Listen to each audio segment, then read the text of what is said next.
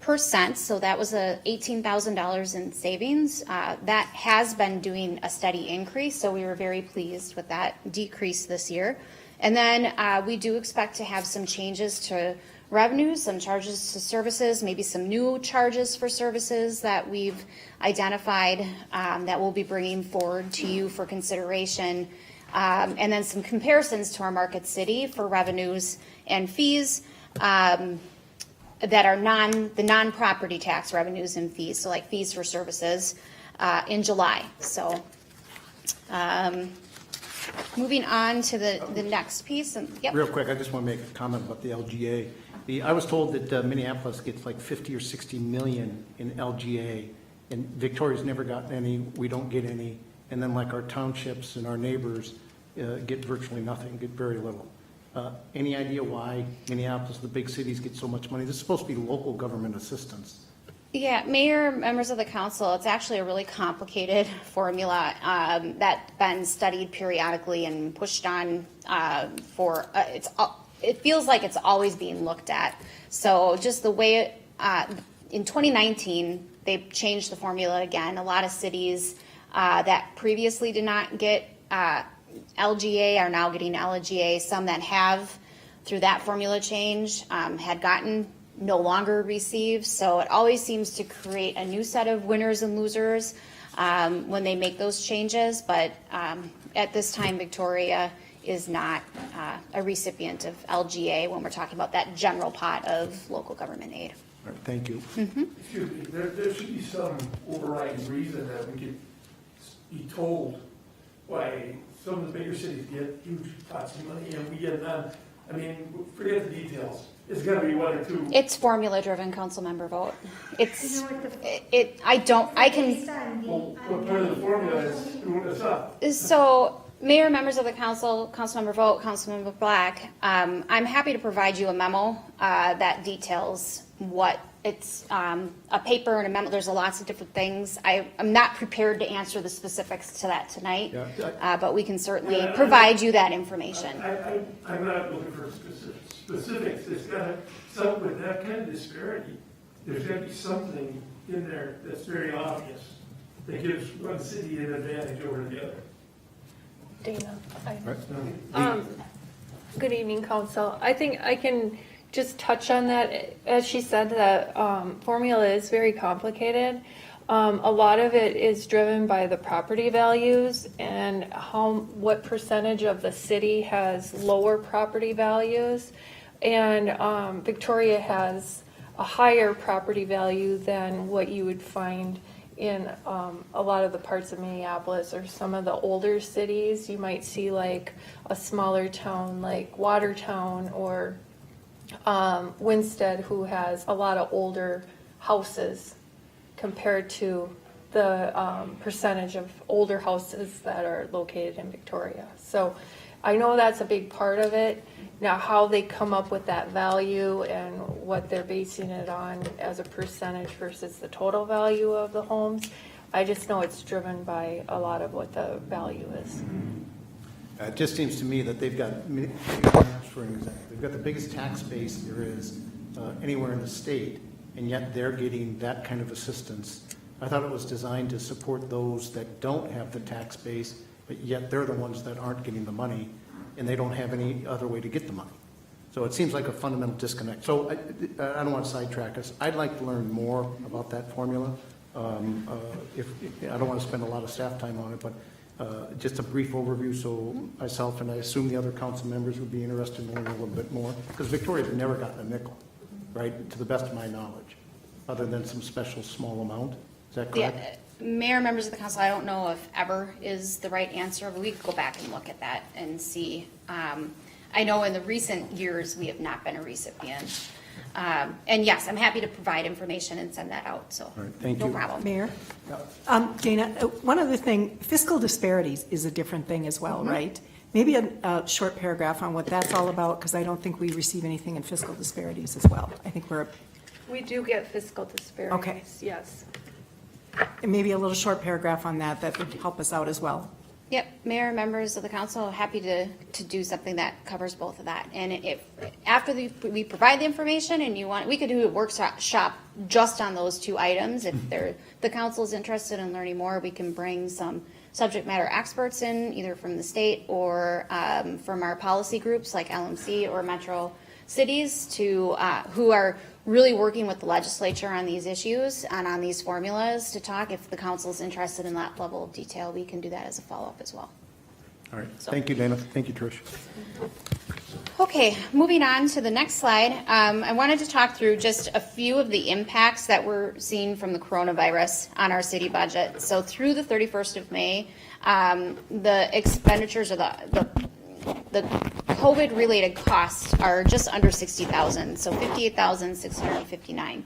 When this started, we set up a tracking system immediately. We're tracking staff time, we're tracking expenditures, we're tracking lost revenue, and so we'll step through all of these. And then when we get into our enterprise funds, the Victoria Recreation Center, in the coming months, we'll even dive into greater detail on that. But this will give you an overview on what's happening, at least in the general fund right now. So the expenditures you can see, so things like safety measures, masks, sanitation, some of the signage that you're seeing, we've put those safety measures into place, and it's a minimal cost at this point in our general fund, so about $2,300. The biggest expenses are coming through our staff costs. So we haven't hired new staff to come in. So these are costs that you've already incurred by having people on your payroll, but our time is being dedicated to just dealing with the COVID issue. And so that's time taken away from other city priorities and other things that are happening we just wanted to give you order of magnitude, and this is across the entire city, but anything that hits the general fund. The loss of revenue, we're looking through facility rentals, park and rec program fees, and the liquor license reimbursements. So that total, you can see those at about 1,000, 19,000, and just under 10,000 for those liquor license reimbursements, partial year. And then we did put in some staffing changes. So we have a hiring freeze that's in place through the end of this month. And then we'll be reevaluating that. We do have a couple vacancies right now that we've not filled from earlier this year. And then we've done some restructuring. And on the next slide, we can walk through some of the restructuring that we've done. The restructuring right now, we anticipate has saved $18,000 for the 2020 budget. We're postponing filling of public works maintenance position, and we anticipate that vacancy to remain in place through the end of the year. We've eliminated the senior planner position, and we've reclassified our admin assistant to an assistant to the city manager. She'll be focusing on special projects, research things in portion that the senior planner was doing. And then we'll be backfilling the senior planner position with a code enforcement and assistant planner position. And that is to, when we look at where the activity and what's happening and where the need is, eliminating that senior planner position and replacing with the code enforcement and assistant planner. So those basic zoning permit questions, fencing, pool permits, this allows us to align and restructure to meet where our demand is and where the trend has been for several years. And then we did take into account, we'll have, until we get that position in place, there's a lot that's happening, so we'll have a temporary contractor that will start next week and be on site until we have the code enforcement and assistant planner position replaced. And then we are backfilling our admin assistant to better align with those needs, so the admin duties, but we'll also be taking on a lot of the utility billing pieces. So we've got a lot of moving parts in here, but overall it's resulting in an $18,000 savings, and we feel that these changes better align our services and our programs where the needs are. So. Dana, just like a comment, I think that I just want to commend you on that staff change of senior planner. I think that was a big jump. I just don't want to let it slip by. I think that was That was a huge deal. Both our previous manager, previous interim city manager had each hired a senior planner in. For you and your staff to say, you know what, with our level of growth, we don't need a senior planner. Yeah. I want to thank you for that. So that was a big savings. Thank you. And that gives us your savings too, doesn't it? That is correct, Mayor. Mhm. Okay, just briefly touching on the recreation center impacts from COVID, and again, we'll go through this in more detail, and it'll be a little bit further in the year, so these numbers will change. But we have had some loss of revenue, and primarily coming from the closure of that facility, which has since reopened on June 15th. So last week we reopened, but because of that, we had suspended memberships, and that suspension has resulted in a revenue loss of approximately $22,000. The programs that we normally would have going through that fund were just under $4,000, and of course we've lost some facility rentals through those closures as well. And then we did end up furloughing 12 part-time staff, and we did have 4 staff that we retained in a partial capacity that weren't furloughed completely, to pick up some of the other project work and some loose end things before they were completely furloughed. So, and helped us continue to move the needle forward on things. And then we've delayed hiring seasonal staff until things have started to come back, and we'll be continuing to reevaluate that as we go forward. So I'm now going to kind of pass the baton over to our finance director, Tricia Pollock, and she'll take us through some of the specifics on the numbers. Thanks, Dana. Good evening again, Mayor and Council. So tonight, for the 2020 budget and taxes, we're going to start out with why does your tax bill change? So some of the main factors that drive your change to your tax bill would be the market value of your home, budgets and levies of various jurisdictions change. So you have the county and the school districts that, and even the small Met Council and mosquito control that are making changes to their taxes. Special assessments, if we were to assess for a project. Voter approved referendums, federal and state mandates, change in aid from state and federal governments are always changing, and the state legislative changes. The levy impact on the taxpayers, whether your individual property tax bill increases or decreases, that will depend largely on the change in your individual property value. The focus of our discussion is on the budget because the city's decisions directly impact that amount.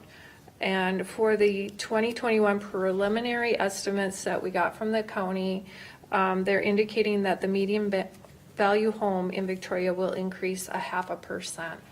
So it's significantly less than what we saw last year with over 8% increase in the median home value. So given that value increase, it's a bigger challenge for us to keep that tax rate flat this year while honoring previous commitments and things like transfers such as to the long-term street maintenance fund or to parks contracts for services, and being able to just deliver and maintain those current services without our taxpayers being impacted. This is just a breakdown here of what the different districts had been charging. We're at about 1/3 of the total property tax bill, with the county coming in at 34 cents of the dollar, schools at 32 cents, and a few cents for the that Met Council and Mosquito Control Watershed District, those types of taxes. That's a great slide to show to the public. That really lets people see what's what. Yeah. Okay, so the final 2020 tax levy amounts to our comparable cities, this chart shows where that came in. You'll see Victoria's about right in the middle of the pack there at just over 5 million for the levy. And then the next slide, the final 2020 tax levy amounts. You'll see Victoria is at 5.7 million. And even though the sizes and population and growth or development cycle, commercial base, all vary, we still want to see where we fall into relationship with our neighboring cities. This almost seems to follow the population of the cities. It's very It does, close, for doesn't it? sure, because the bigger the city, the bigger, the bigger the levy you're going to need to support that. So we're budgeting the same amount of new home permits in 2021 as we did in 2020, which is 111 new permits. The median value did increase, as I just said before. We got 0.5%, where the previous year we had 8%. Our value-added construction was down a little bit. And then we're just estimating our number new and year-end population. Real quick, Trish, any guess on how many new home permits you think we're going to hit in 2020? So we were at about, it was about 73. I did count them just like earlier last week. It was about 73 so far. So I do anticipate that we're gonna at least get our 111 this year, and hoping that we end up a little bit ahead. It's hard to tell sometimes what the fall's gonna bring. So we started out pretty slow in comparison. Our first quarter was just like we were just right on, and then we got a pretty good jump on some permits in April and May, so. Got it, thank you. Mayor? Mayor? It would be good to know, like, over the last 5 years, how many new home permits we've had every year, because it seems like we budget for 111, we fall a little short, or we go way over, or it would be good to know what the average over the past, say, 5 years has been. Yeah, we're gonna, I've go got ahead. that, actually. I can tell you what that is right now. It's 124 is the Okay. 3-year average. Or 120. 5-year average, I apologize. So, Okay, 124. yep. Yeah, and we'll be reviewing some of that when we talk about fees too. When we have that workshop, I think that would be a good fit to talk about amount of homes that we're budgeting and. Perfect, thank you. I have a question. Yep, go ahead. How long do you plan on us having 111 homes per year? I mean, are we gonna run Sure. out? We're gonna run out. So, Councilmember Black, Mayor, members of the council, yeah, and we're gonna cover that in here a little bit. In about 2 to 3 years, we anticipate the rate that we've been going at the last 2 or 3 years, without a recession or a slowdown, we anticipate we will be out of buildable lots. We have about, I want to say, Marty might kick me from the other room if I get this number wrong, but I want to say we're right about 280, 85 buildable lots in the city. Unless we annex, and our focus has been south, so getting that water and the sewer connections and annex going south of here, in about 2 or 3 years, we're going to run out of buildable lots. And so, with the annexation, we've got more, obviously you've got lots of land to go as we develop and as we're set to be the largest city in Carver County when we're fully built out. But until that water and sewer gets in place, until we start annexing and making that happen, our existing inventory within our existing municipal boundaries today, we're on pace to be out of buildable lots in 2 to 3 years. So that means the annexation, if it takes place, has to take place way before 2 to 3 years. Because it takes so long to ramp up and get properties ready and get the sewer in and that sort of thing. There's a lead time. So councilmember vote, members of the council, yes, that's what we've been working on kind of with the guest shop property, the Vogel properties, and these other properties that have been at sketch plat, and where we've looked at placing a lift station and so the timing of that building, we're very sensitive, and we're working in concert with the property owners, the potential developers, to make sure we can do that as seamlessly as possible. But you're absolutely right, there is a risk there that you would have a lag. Isn't there, on a number of places along the western border of Victoria, where we already have water and sewer right to the border? I don't know the specifics off the top of my head, so I don't want to necessarily say yes or no, but there has been some work that we've done on that western, kind of the north central western area where, yes, and then like near Wasserman Park, we've got things ready, so it might help with the meat cutters property, for example. We've got some infrastructure in place to accelerate, but where that is will depend, and how quickly, it depends on where those development projects come into and where we can make those connections seamlessly.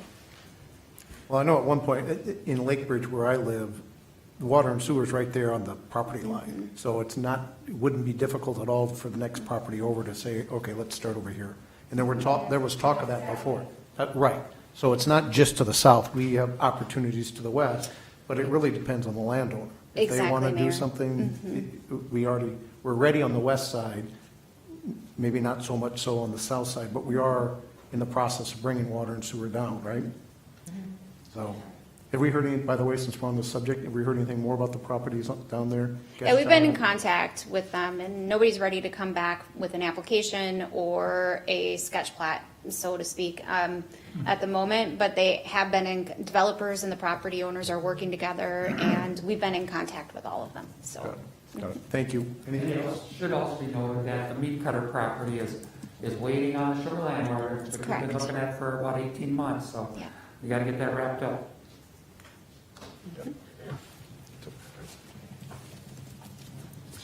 Okay, let's move on to the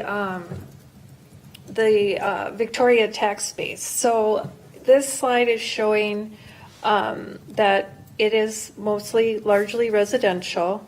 We don't have a significant commercial industrial base. But as you can see that the residential values for the existing and new construction continues to increase. So we're right at around just over 5% total for increase in value between new construction and existing homes. New construction stayed pretty steady in their value at that 3.5%. It was the current market values that didn't show the higher increase like we had last year.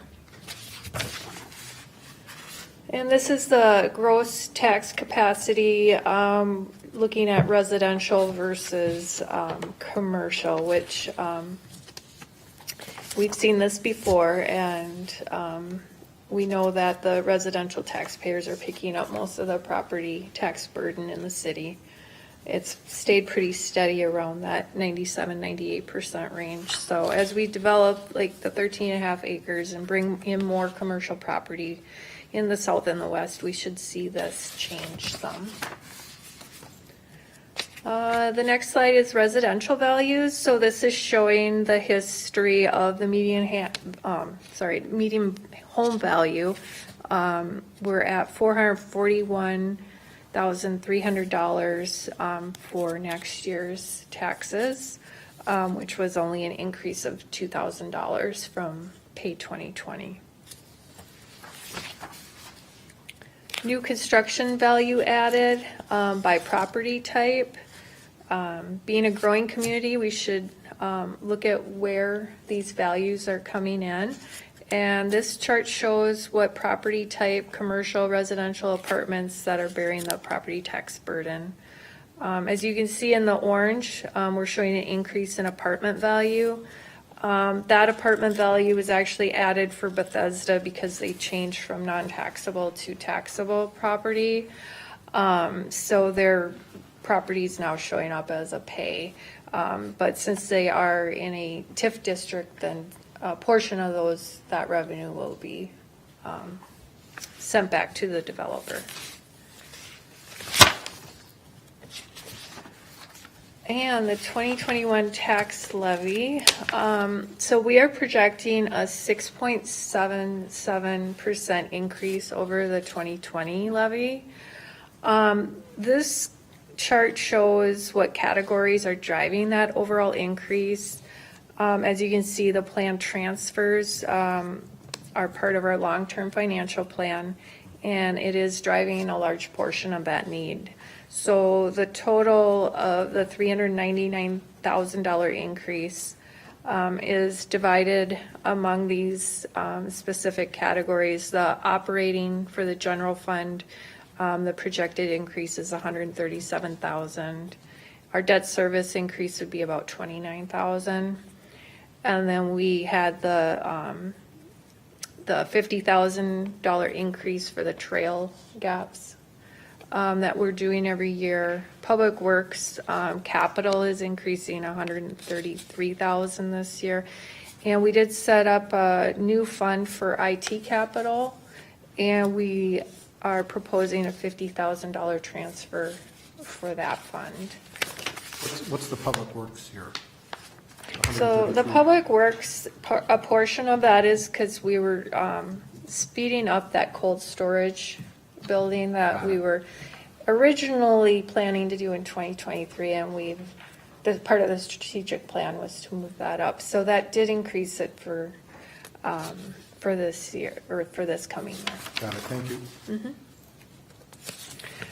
So let's look at a breakdown. The 6.77% increase in the property tax levy allows us to maintain the current service levels, move forward with implementing the council's strategic plan and priorities, and fund the council's long-term financial plan for those planned capital expenditures. It also includes an estimate for unknowns. Since we're still early in the process, it accounts for state savings from staffing changes that were made in 2020 and funds and FTE and Public Works for every other year.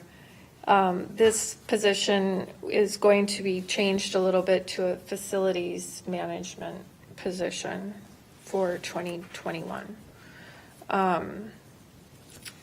And as part of the council's priorities, there was an increase or enhanced community engagement and marketing. So the preliminary budget does include continuing that My Sidewalks funding software. And in your council packets, there's also an article that was recently published in the Cham Villager, so you can see that the public's response to the rollout of this tool has been positive. Are we on the right slide here? Yes. And then we're going to move on to cost pressures, focusing on current expenditures. Some of the cost pressures identified for 2021 include the health insurance increases. We don't get that number till late October, so we're just estimating a 7% increase. Work comp insurance increase of 7.2%. Adding the FTE, a COLA, and also implementing the phase 2 of the comp study gives the wages a total increase of 7.7%. The current expenditures are at a 3.7% increase. And then our increase in non-tax revenues is basically staying flat or at about 1%. And the projected property tax changes for pay year 2021. So this shows what the taxes would be on that median home value. The estimated city tax rate would increase 1.4%. So it would be 33.4% from 32.04%. So that estimated tax on that home would be $1,474 or $122 a month. Just a question, so can you go back to that slide, please? So the confusion with the public when we throw on these tax rates of 33.4%. What we really are telling them is that of our tax, statutory tax rate of 1%, that's our capacity, and we're only going to charge 33% of the 1%. Yep, that's So our correct, actual tax rate is 0.3%. of their total Of value, the total value. yeah. So, Because their taxable you know, market when you value. say our tax rate is 34%, it scares the hell out of everybody. It has nothing to do with that. It's 0.3%. Yep, You know, the rate last year, it was, you said it was 32.04. Did we hold it flat last year? Yes. That's what I thought. it actually ended up going down a tad because the fiscal disparities number came in higher, and that comes in so late in the year. It actually lowered it a little bit, from the prior year. And we've held it flat for We have, a number of years. yes, we So- have. So this is a little bit of a. It change. is, but we've No. seen more significant home values going up than we did this year, so, which is why we're seeing that tax rate move this So time. we had a tailwind because of the inflation and home prices. And we're not going to get that tailwind in 2021. Another 0.5%. Right, we were able to keep the tax rate flat last year, and our levy went up 13.1%, so, you know, it's a different story this year, for sure, because of the home values. I think we should note too that those home values are, it's not under the city's control. It's That's the right, county. it is, Not it's the county assessor, yep. Thank you.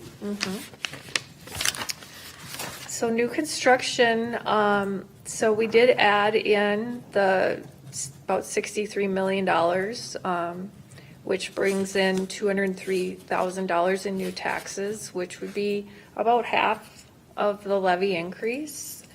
So, given that the levy increase is $399,000, $203,000 of that is paid for by new construction. So, that leaves 49% of that increase to be spread among the rest of the taxpayers. It's kind of a bit misleading slide in the sense that, you know, the city doesn't really make any money on new construction. We're just setting ourselves up for more and more expenses down the road. And so it basically isn't, you know, we really have to plan for the future. Yeah, and Mayor, council member vote, members of the council, the other thing to point out here is, as a growing community, we always like to look at the new people coming in. How much of that tax burden are those new people, those new homes picking up? And it just as Councilmember Vogt mentioned, as our community grows, and we have to provide more services or the same level of service to more people. And but that also leaves, even though you're growing and you're adding to the community, yes, they're paying a portion of that property tax burden, but your existing taxpayers are also picking up a portion of that increase. And so we wanted to show just what that breakdown, how much of new construction is how much of that tax burden are they picking up, being a growing community.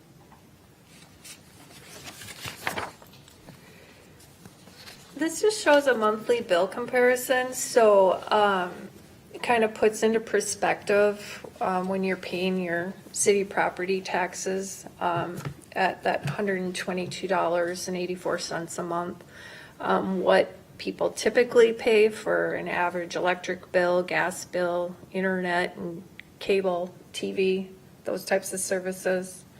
Kind of shows how it fits into the range of other expenses that residents are paying each month. This would also kind of give you an idea of that $122.84, how that's divided among the different departments in the city. Public safety and general government are split pretty close at just under $30. And then park and rec, about $18, and Public Works about $25, and then our debt service at just about $21 per month. And then the use of funds, they're really split pretty evenly across the departments. Debt service and Public Works both being at 1.1 million. And the Park and Rec slightly less at $1 million. General Government's a little bit higher than Public Safety at 1.6 million, but overall, they're pretty comparable. And then the council's long-term financial plan for capital funds replacements, costs of existing assets, and accounts for new assets to accommodate growth. We do the transfers. The long-term street maintenance fund, we're proposing to keep that the same at the $435,000. So we wouldn't increase that over 2020. The parks capital last year, the council decided to do the transfer to the parks for $100,000. We did propose leaving that $100,000 again for 2021. And then the trail gaps was increased by $50,000, so that is now $250,000 transfer. And then the Public Works capital transfer is going to be $390,000. The fire equipment gets increased $10,000 each year. So that'll be $120,000. Facilities capital, we did a $20,000 transfer last year. We're proposing to do it again. We do have the space needs study that is getting wrapped up, so there may be some needs. We just thought that we should probably earmark something for that in case that results in some expenses. And then the new IT capital fund is $50,000. And then I'm going to pass it back to Dana. She's going to talk about the cost pressures. Thanks, Trish. Yep. So if we go to the next slide, please, thank you. So again, our current service level cost pressures. So as we talked about earlier, COVID-19 continues to put some pressure on us, and we anticipate that we'll need additional safety measurements and cleaning supplies, disinfectants. We'll have a new way of operating that we, at least in the near term, is going to become a new norm for us, and we see that being at a minimum through 2021 and how we operate and disinfect and clean. So we'll continue to watch that, but that'll continue to have an impact on our budget. And then, of course, the cost of doing business just continues to rise. So we have, there's increases passed to us through contracts that we've already entered into that might have some built-in increases over time when we negotiated those. And when you're negotiating those long-term impacts, we try to do that so that you're not having those big spikes, and we try to keep it as flat as possible. But it still has usually some sort of inflationary increase related to it. Insurance, so work comp liability, we're adding the new Wasserman Park. We're going to have to increase insurance for that. So all of those property liability will be, they are accounted for in this budget. When we add things, we need to, the new fire truck coming on is going to be more to insure than an older piece of equipment. So those types of things have been accounted for. And then, as we talked about last year with the market compensation study and the philosophy, the pay philosophy, that you wanted to be in the middle of the market, which was very helpful in helping us figure out what that plan needed to look like. 25% of our employees were under the market. So if we said this is the middle of the market range, we were paying outside less than the lower part of that middle range. And so we had talked about a 2-year implementation plan. So this does include year 2 of that implementation plan. And then recruitment and retention will continue to be a challenge for us as we get into some of the specifics. The fire department, for example, we know that we're going to have a number of retirements and turnover in the next 2 years. And so recruitment and retention is something that we're focused on right now, that's succession planning, and we'll talk about that a little bit later as we go on. And our on-call staff rate, paid on-call firefighters are paid some of the lowest in the metro. And we've lost a few people who are right on that border of neighboring communities, where our neighboring communities pay a little bit more. So they might be Victoria residents, but they're going to neighboring communities because they meet the call time callbacks. And so if there's an opportunity for us to retain our own residents to work here, those are the types of things that we're looking at. How do we stay competitive and meet our needs?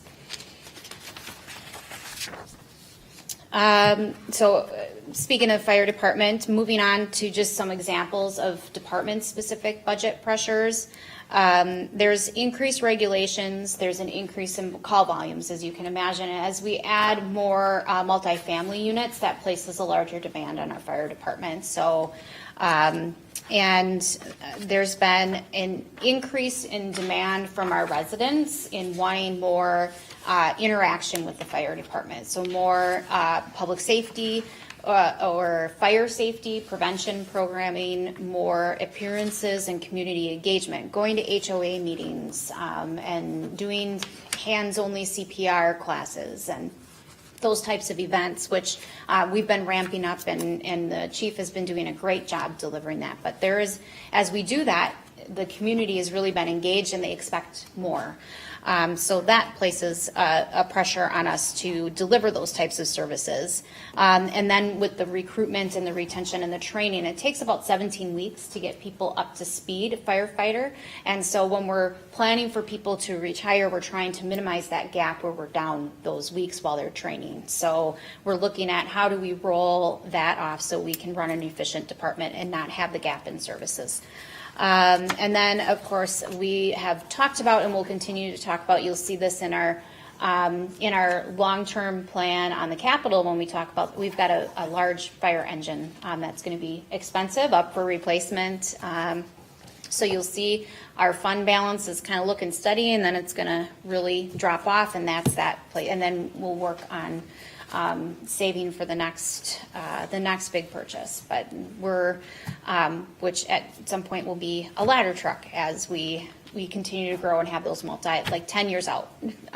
But there's all sorts of different things that we're going to be looking at as it relates to those capital things a little bit later, those long-term plans.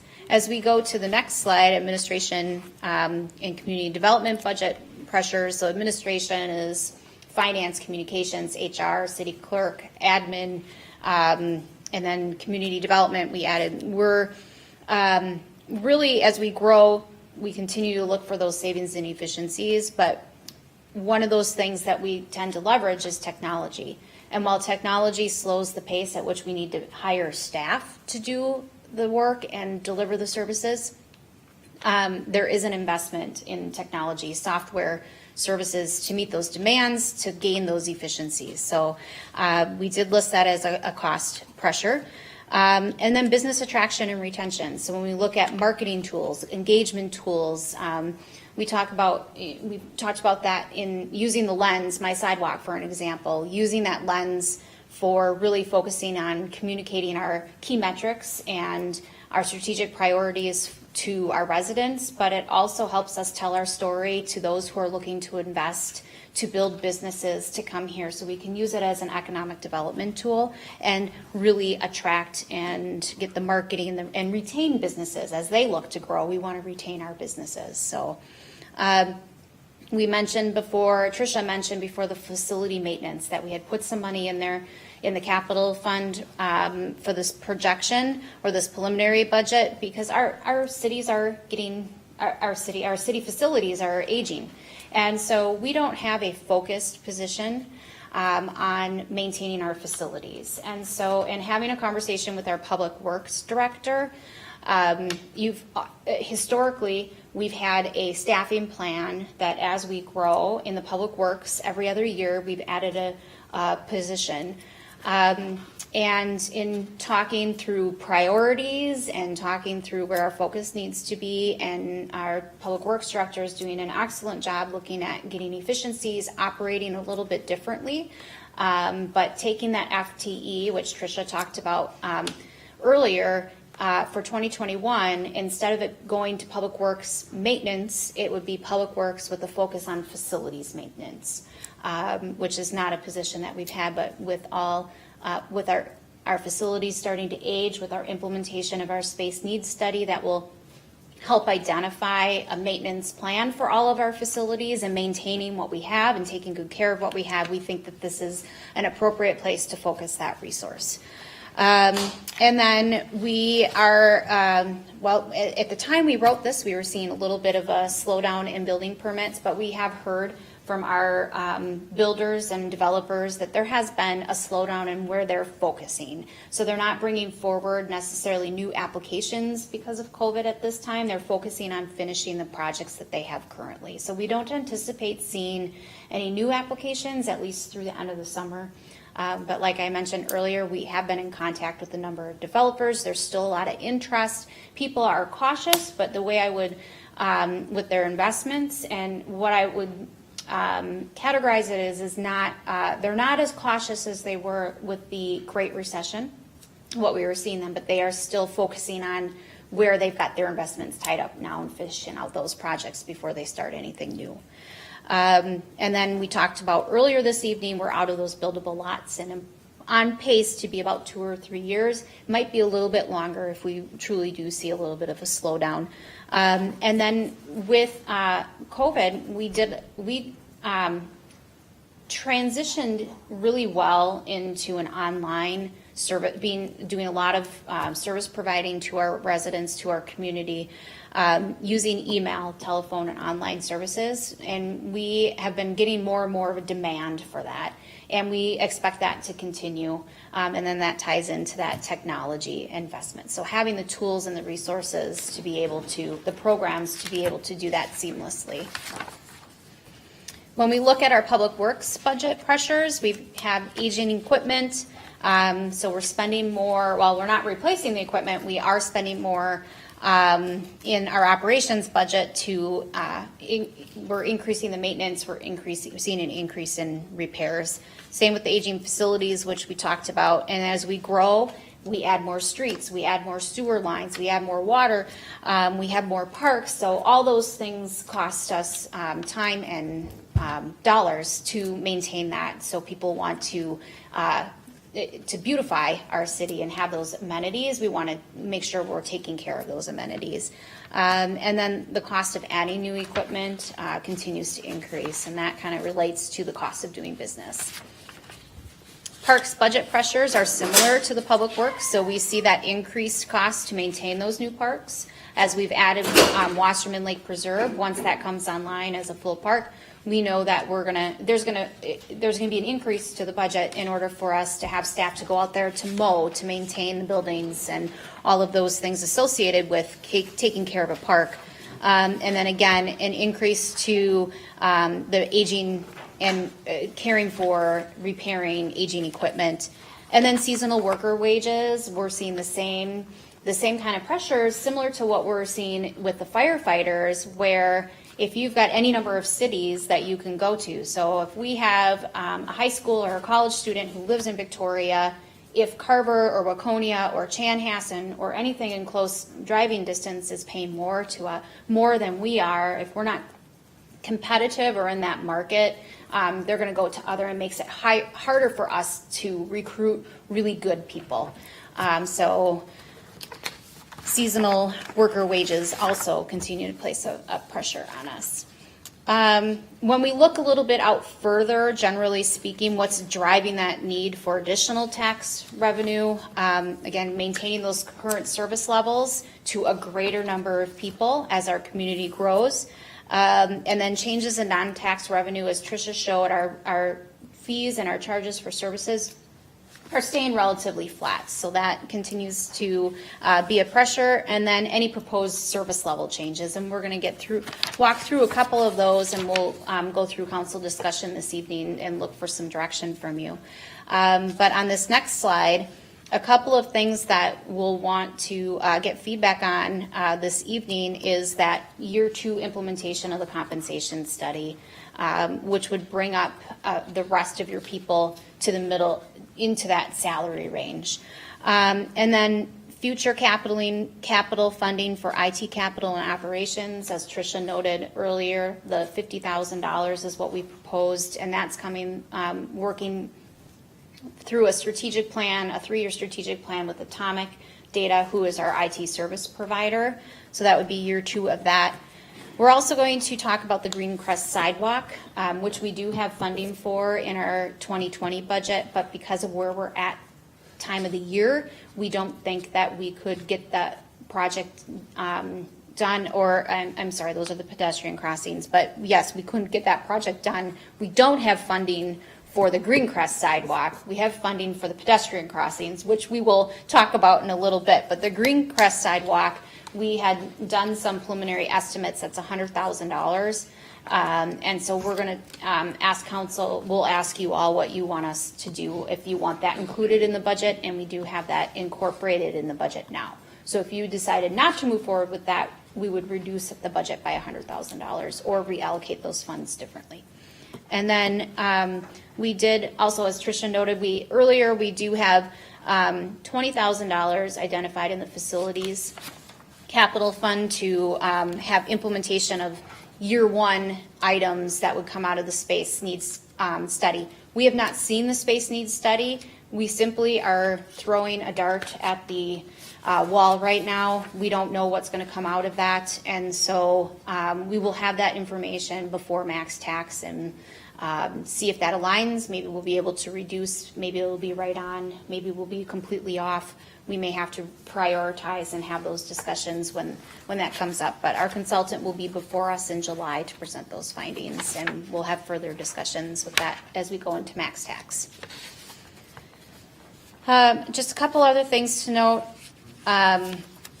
We'll be, again, looking at our fees and charges. And that came from last year's budget discussion, if you recall. So we'll go into a deep dive into that to make sure that we're looking and how we're looking and determining what our fees are, and then we'll go into a comparison and really have a good discussion around that. Again, the full impact of COVID remains unknown, and so we've got some estimates in there. As we learn more, as we get through this, we'll have a better idea of what that impact is, and we'll make some adjustments per council's direction. And then, of course, the flat or reduced revenues, building permits, permits and license, and developer fees for new parks. So you'll see those impacts as we go through the budget as well. Just real briefly, I wanted to give you an idea of, and when we'll focus more on this in July, but 80% of our tax or of our revenue comes from property taxes. So even if you increased all of your fees by a gazillion billion dollars, you probably are. You can see the piece of the pie. It's really you're really going to have to increase fees for services to make an impact as it relates to the property tax revenue. So it just makes up a smaller portion of the piece of pie. So it doesn't have the big impact that you might think it would, because the property tax revenue takes up such a big chunk of what our funding sources are. So real quick, we've run out of time. How much more do we have to go? Can we finish? We can probably get through it in 10 minutes. Yeah, Council, let's wrap it up. Continue. Any objections? All right, just for the public, if anybody's tuning in, we're still in the workshop. We're going to run probably about 10, 15 minutes over. Dana, go ahead.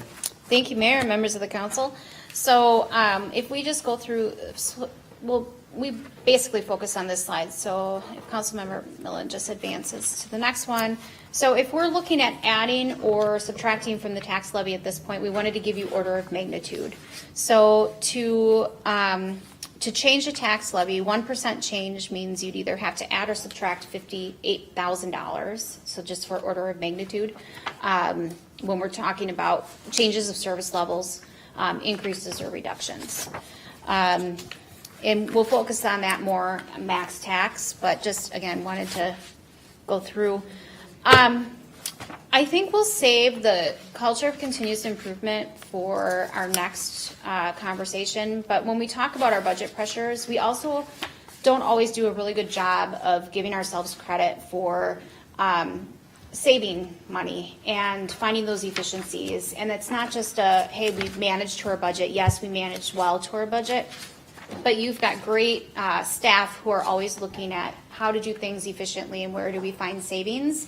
And it's really part of in the culture. And I wanted to highlight some of the examples. And we can do that next time when we talk about fees. We'll just bring that over and focus a little bit on that, because I do want to give the departments a little bit of a nod for the hard work that they've done throughout the year. And I'll give it back to Tricia to just quickly give you a snapshot of what those capital funds are looking at, and then we'll look for some feedback from council before wrapping up. Thanks, Dana. Yeah, just quickly, these next few slides, you'll see we're just showing the fund balances for some of the capital funds. If you could advance the slide, one more. There you go. So this is a long-term street maintenance fund. So the green line there is your fund balance showing and compared to revenues and expenditures. So it just kind of gives you a snapshot of what we're needing to use those transfers for to maintain that fund balance to cover those upcoming expenses. This shows it going to low level in 2028. Right. Yeah, we have a lot of projects planned in 2028. So yes, that's showing why we're building up that fund so that we can pay for that in 2028. But we will and we could look out even more years, but we are keeping that fund balance above zero for the long-term street maintenance fund. Because after 2028, you'll see the expenditures dropping down. And then the next one is the Parks Capital Fund. This shows that we are putting that $100,000 transfer in there, but it's really only going to meet the needs for the next few years of what we have planned for parks. So unless some developers come in with some added revenue in lieu of land, that could provide some more revenues for new parks. Otherwise, we would have to probably delay any new parks planned out past those years. The Trail Gap Fund, because we're putting in that extra $50,000 every year, the Trail Gap Fund has sufficient funds for all the items that are listed in the CIP currently. And then the Public Works Capital Fund, that will dip below. We'll probably need to keep some equipment longer, or we'll need to increase the transfer in the next 4 or 5 years. Then the Utility Franchise Fee Fund, I put this in here. I just wanted to show where that fund balance would be, because we're going to talk quickly in discussion about the Wasserman Lake Preserve bond payment. This would show what the fund balance would do if we did use revenues from those franchise fees. So it does have enough fund balance to support that additional bond payment. The next one's just a snapshot of our fund balances showing the 30% for the next year's expenditures in there at 1.5 million. Our revenue stabilization's at about 1.4, and then we've got some prepaids at about 300,000, and our prepaids non-spendables are just at about 80,000. Maintaining the city's AAA bond rating is a main focus for us as well, to continue to be able to have the benefits of when we're doing financing. And then Dana's going to talk about the discussion that we need some feedback from you for. So, Mayor, members of the council, Councilmember McMillan, the next slide, please. So as Tricia just mentioned, the franchise fees, as you saw on the chart, that we would have fund balance to continue to look at doing undergrounding projects and to make the bond payments or the debt service payments for the Wasserman Park construction. If you chose to use franchise fees to make that payment. If you were to not make that payment through franchise fees, we'd have to increase the levy 2.61% in order to make that debt service payment. So the fund, you would just have to change your policy if that's something. Right now, your policy does state that those funds would be utilized for undergrounding, but that's council's discretion. And our recommendation would be to the staff recommendation would be to fund from the utility franchise and change the policy. I thought when we approved Wasserman Park Preserve, that's exactly what we said at that time. I thought we did too. Yeah, I thought we've already agreed to It this. was just for the land piece. For the land, yep. All So right. this is the There was nothing on the construction. mindset That we would make this payment out of franchise fees. All right, so we'll just confirm it here. Council, any objections? No. No, it's unanimous. Okay, Right. thank you, council. The next question is related to the pedestrian crossings on County Road 11. So this is at Deer Run and at the church. And so we did have those funded this year in 2020. Council's direction last year was to have us wait until we heard from the county on their cost share policy. We've since heard from the county on their cost share, thanks to Councilmember Black, who kind of gave them a little poke to get that to us. So we did get good information from them, and they are signaling that both those pedestrian crossings would likely result in a 50-50% cost share between the county and the city. Since we do have the funding identified in 2020, it's late in the season, so we don't believe we would be able to complete construction because the design work hasn't been done and we haven't yet entered into a JPA with the county to do the work. So we're looking for direction for you as it relates to kind of this year, but also next year. Would you like for us to enter into a JPA with the county to proceed with this, assuming the 50-50 cost share? We do have the funds available. We could do and complete the design work on both crossings this year, and then we would just ask council to carry forward the remaining balance of those funds into 2021 to complete the construction. Quickly, council. Ballpark cost on each one of these? The total ballpark cost is $258,400 for both For both? Right. at the 50-50 cost share. Yeah, which was at 500, which was Yes. set aside, remember, last year? So the city's portion is 258. That is correct, Mayor. And we set aside 500 last year? Because it was gonna be 100%. Sure. So this actually is a savings. We just move forward into, yeah, I'm in agreement with this plan. All right, Judy? Absolutely. Tom, one? I'm a little reluctant, I don't know if I can decide, but the Deer Run crossing, I'd be in favor of. The church crossing, I'm just wondering, I really want to get the Green Crest in, and that's $100,000, and I'd almost rather have the Green Crest sidewalk in as opposed to this. I was kind of thinking we could do it all because we did set aside 500, now we're only gonna have to spend 250. We'll have 250. Please clarify the 500. When you said we have 500, is there 500 in our operating budgets? There's a fund that has 500 in it? Or it's in a line item of a capital budget? It's in our CIP, so it's identified in our CIP, so it's not actually budgeted out of the general fund. It would come out of the long-term street maintenance fund. Okay, so there isn't, the cash is sitting as, we were gonna use it for streets for. That's correct. Yeah. Yes, so we would be fine with that 258 coming out of the long-term street maintenance fund. So I adjusted that fund balance to accommodate for that. So we're fine with the 258. But if we were to say, like Councilmember McMillan with the extra, the 500,000, it's already been adjusted down to the 258. So eventually, as you saw in our long-term street maintenance fund, we would have to increase that transfer Right, to make up for it. Put So pressure, sounds good, I'm all for everything we said, sounds good, but it's gonna put pressure on us going forward to keep that street fund building. that's correct. Because if we get 100 and some houses every year, that's a lot more streets. That's Somebody's gonna end up paying for that eventually. That's And correct. in 2003, we had caught, what's the word, if I can say this politically correct, we got caught where we were surprised, I didn't say it, but we were surprised when we had to put together a plan to build up our street fund, to get it where it is, and, we should never get in that position again.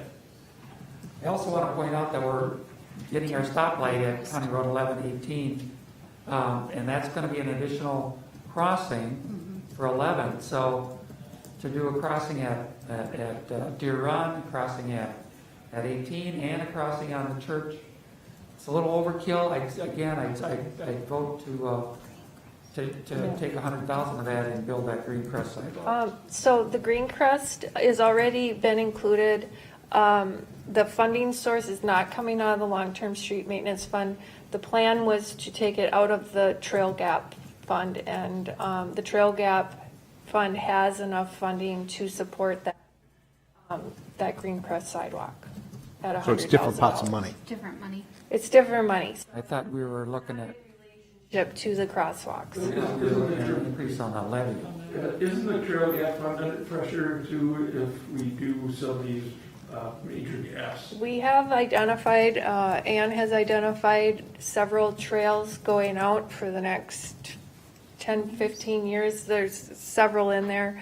And the funding is able to support, if we continue to increase that 50,000 every year, it climbs to a pretty healthy fund balance. And some of And these trail gaps are $500,000.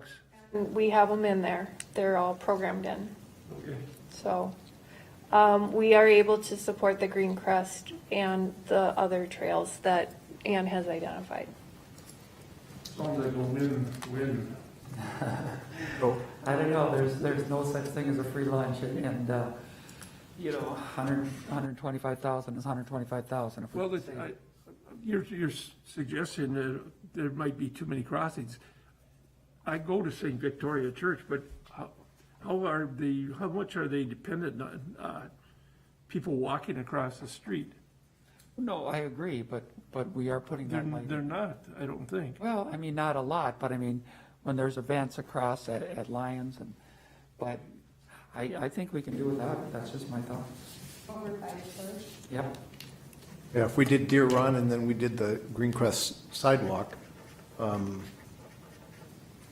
everybody that goes to the church, they park in the parking lot. They're not really crossing the street there. I mean, there's some. There's some, but they're walking across where they park their car.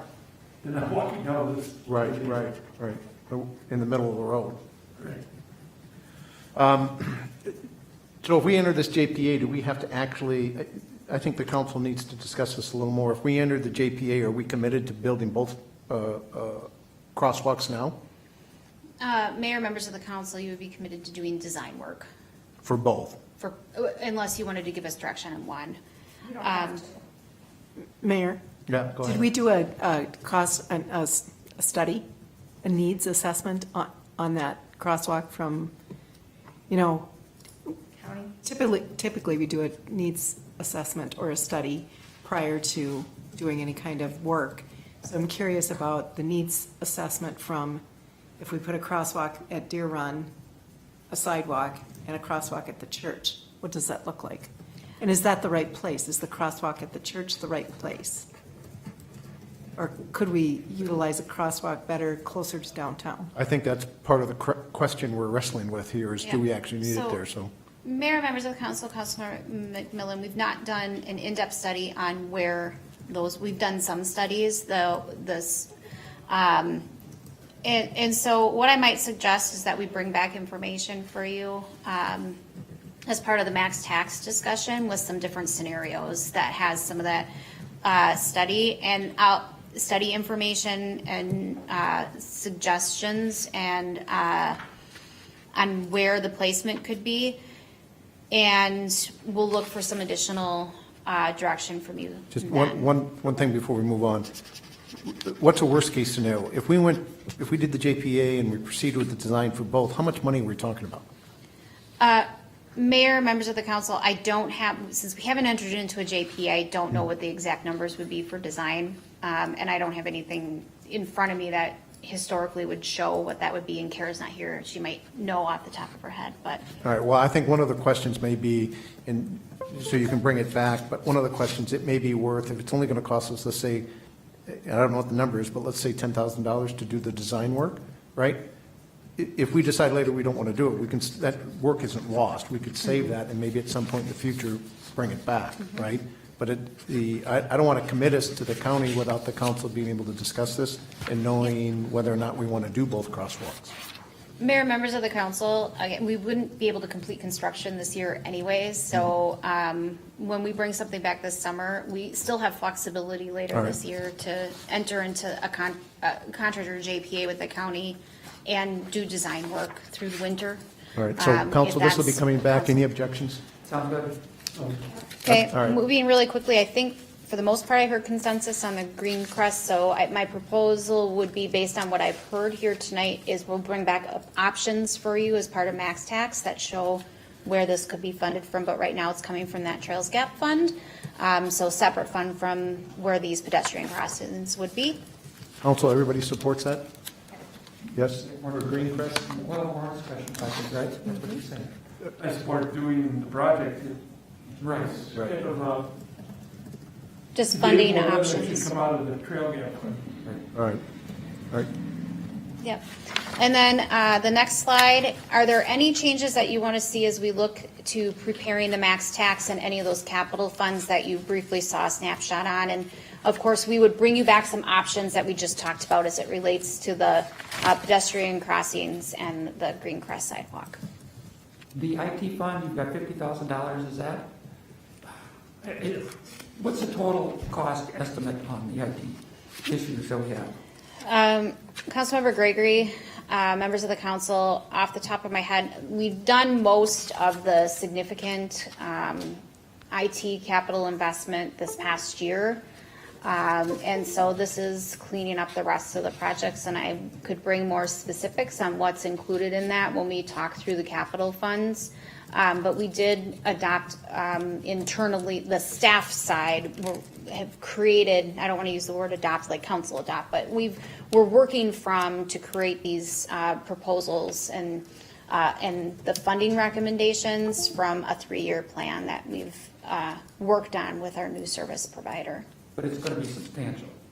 The biggest portion of that has been completed. So now when we're looking at, just like we've got long-term streets, we've got parks, you've got to maintain that. And so our capital fund will be looking at replacement costs for servers and switches and follow best practices on that. And so to eliminate those big spikes in those replacement years, we are looking at over time, creating a little bit of fund balance to make sure that we've got enough funds to not have a big spike in the years where we have the more significant replacements, like we saw this last year because we didn't have a plan in place. Yeah, I'm really supportive of doing a IT capital fund. It's part of our necessary infrastructure for running this city, and we need to have a plan on how we're going to maintain that and keep it up to date. So I view this with the same level of importance as like Public Works. Right. We'll have a chance to look at it more, because I'd like to see the schedule, the 3 years, and see how you're coming up with that $50,000 a year. So, Mayor, members of the council, the $50,000 is just for 2021. oh, it's not an annual? It's not an annual. Okay, got it. All right, council, go ahead. The only other thing that I wanted to ask about when we're figuring out our budget is of the public safety with police. Are we going to need more than what we have? As we grow and as we have grown, I'm thinking we need more public safety out there. Especially with all the people complaining about the speeders and having an accident the other day. Right. I've seen people are sending pictures of skid marks on roads, and I think we need more oversight. All right, well, we can bring that up in part of the budget discussion if you wish. Yeah. So, all right. Dana, anything else? next one is just, I want to circle back real quick. Our budget that we've proposed here tonight for the preliminary projections does include year 2 implementation of the wage study that we talked about last year. So if you're comfortable with it, that impact is $50,000. So if that's something that you want us to include as we look at the, as we look at max tax in preparation for that. I have a question. Is this the result of the conclusion of the study, we need to increase wages that much, or, okay? This I'm is the okay year with that. 2. When we, Councilmember Beck, Mayor, members of the council, we had approximately an $84,000.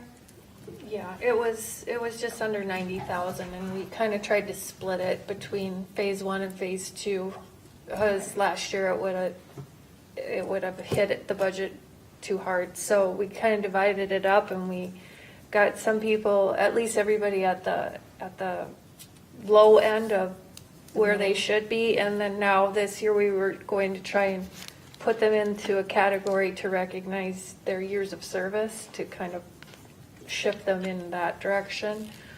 So this would be the balance of that. Anything else? Thumbs up on that one. Thumbs up. Okay, thank you.